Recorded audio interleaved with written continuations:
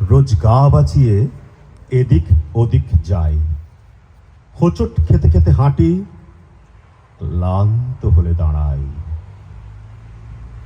বড় পিঁপড়েদের কেরামতি দেখি দূর থেকে, মারধরের ভয় কাছে যেতে ভয় পাই।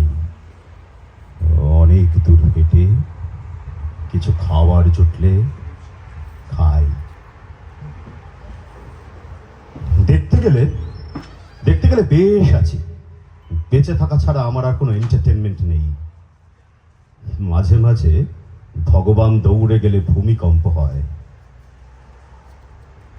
মাঝে মাঝে ভগবান দীর্ঘ নিঃশ্বাস নিলে ঝড় ওঠে। আমি উড়ে যেতে যেতে খড়কুটো আঁকড়ে বেঁচে থাকি। ভগবানের ডায়াবেটিসের প্রস্রাব পেলে বড় ছোট পিঁপড়েরা ভয়ঙ্কর সুনামিতে ভেসে যায়। আমার ভয় হয়। না, আমি ভগবানের নামে বিধাতাকে দেখিনি, কারণ আমি এত ছোট যে ভগবানকে আস্ত দেখা আমার পক্ষে সম্ভব নয়।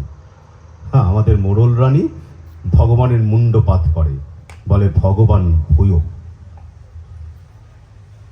সবই নাকি প্রকৃতি, সুনামি থেকে ঝড়। মোড়লদের বোধহয় ওরকম বলতে হয়। তবুও বাবা বলেছে বিধাতা আছে। আমি আজ তাই বিধাতা খুঁজতে বেরিয়েছি। শুনেছি বিধাতার আরেক নাম নাকি মানুষ। নমস্তে।